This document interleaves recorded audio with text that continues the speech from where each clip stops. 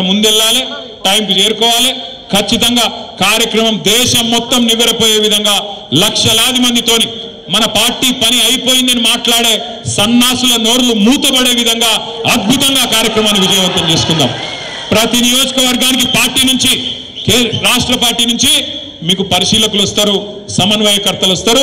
ఏ నియోజకవర్గం యొక్క టార్గెట్ ఏంది, ఎట్లెట్లా బండ్లు ఇంతజాం చేసుకోవాలి, ఏం చేసుకోవాలి, ఇవన్నీ కూడా మీకు చెప్పడం జరుగుతుంది. ఇవాళ కేవలం ముఖ్యులతోని 4 మాటలు పంచుకుందామన్న ఉద్దేశంతో ఇక్కడికి వచ్చినాం. మీ అందరూ నిన్న కూడా చూసింటారు, తమిళనాడు ముఖ్యమంత్రి గారు పిలిచినారు. మరి దక్షిణ భారతదేశానికి అన్యాయం జరగబోతున్నది. ఈ కేంద్రంలో ఉన్న బీజేపీ ప్రభుత్వం యొక్క దుర్మార్గమైన సవతి తల్లి వైఖరితోని మన దక్షిణాది నష్టపోతున్నది.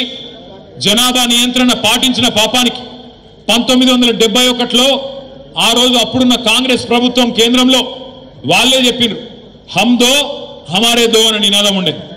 ఇవి చాలా మందికి తెలియదు, చిన్నపిల్లలకు. కానీ ఆ రోజుల్లో హమ్ దో హమారే దో అంటే జనాభా బాగా పెరిగిపోతుంది, అరికట్టాలి, తగ్గియాలి, కుటుంబ నియంత్రణ ఆపరేషన్లు చేయాలని టార్గెట్లు పెట్టి, ఊరూరికి క్యాంపులు పెట్టి దేశ జనాభాను కంట్రోల్ చేయాలని చెప్పి భారత ప్రభుత్వమే కుటుంబ నియంత్రణను ఆ రోజు ముందుకు తీసుకొచ్చింది. మరి కుటుంబ నియంత్రణ బాగా పాటించిన రాష్ట్రాలు మన ఉమ్మడి ఆంధ్రప్రదేశ్, ఇప్పుడున్న తెలంగాణ, ఇప్పుడున్న ఆంధ్రప్రదేశ్, తమిళనాడు, కేరళ, కర్ణాటక, ఈ రాష్ట్రాలేమో పాటించినాయి. భారత ప్రభుత్వం చెప్పింది కదా, మంచి పనే కదా, దేశం జనాభా తగ్గితే దేశం ముంగటపడుతుందట, ముందుకు పోతుందట, అభివృద్ధి జరుగుతుందట, మనకిద్దరు పిల్లలే ఉంటే దేశానికి మంచిదట అని చెప్పి దేశభక్తులుగా భారత ప్రభుత్వం చెప్పిన మాటను పాటించింది దక్షిణ భారతదేశంలోని రాష్ట్రాలు.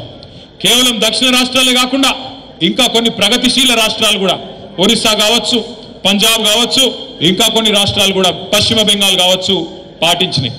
ఏమైంది దానివల్ల మన రాష్ట్రాలలో జనాభా తగ్గుకుంటూ వచ్చింది. ఆంధ్రప్రదేశ్లో తగ్గింది, తమిళనాడులో తగ్గింది, కేరళ తగ్గింది, కర్ణాటక తగ్గింది, పశ్చిమ బెంగాల్ తగ్గింది. తగ్గిన తర్వాత మరి ఈరోజు కేంద్ర ప్రభుత్వం కొత్త పంచాయతీ పెడుతుంది. కేంద్ర ప్రభుత్వం ఏమంటున్నది, ఎక్కడెక్కడైతే జనాభా తగ్గిందో అక్కడక్కడ ఎంపీ సీట్లు తగ్గిస్తా అంటది. ఎక్కడెక్కడైతే ఎవడైతే నీ మాట వినకుండా పిల్లలు కనుకుండా వేయండో, ఎక్కడెక్కడైతే జనాభా పెరిగిందో, ఉత్తరప్రదేశ్లో, బీహార్లో, మధ్యప్రదేశ్లో, రాజస్థాన్లో వాళ్ళు జనం ఎక్కువ ఉన్నారు కాబట్టి ఎంపీ సీట్లు ఎక్కువ చేస్తా, మీరు తగ్గినారు కాబట్టి మీకు తక్కువ చేస్తా అని చెప్పి మోడీ గారు ఇలా మన మెడ మీద డీలిమిటేషన్ అనే కత్తి పెట్టబోతా ఉన్నాడు.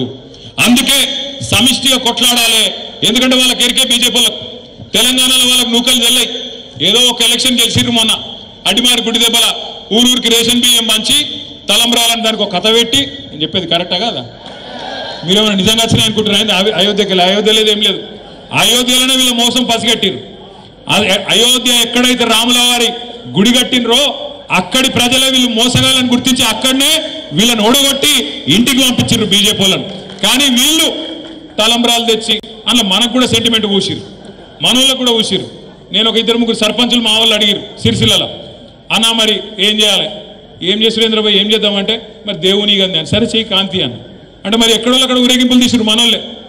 గట్ల మొత్తం ఒక సెంటిమెంట్ చేసి ఎందుకు చేసిర్రు అంటే ఒక్కటే కారణం, బీజేపీకి 10-11 ఏళ్ళ తెలంగాణకి ఏం చేసినావు అని అడిగితే మెమ్మెమ్మే బెబ్బెబ్బే, ఏమీ లేదు. నువ్వు బండి సంజయ్ గట్టిగాడు, ఏం చేసినావా తెలంగాణకు, మీ మోడీ ఏం చేసిండు, ఈ 11 నెలల్లో ఏం జరిగింది, ఒక్క మాట్లాడు. ఏం తెలియదు. ఏం చెప్తాడు ఆయన? ఒకటే తెలుసు ఆయనకు, ఒకటి మసీదు కూలగొడదాం, ఆడ శవం వెళ్తే మీది, శివం వెళ్తే మాది. గదొకటే ఎరక మనకు, ఇంకోటి తెలియదు.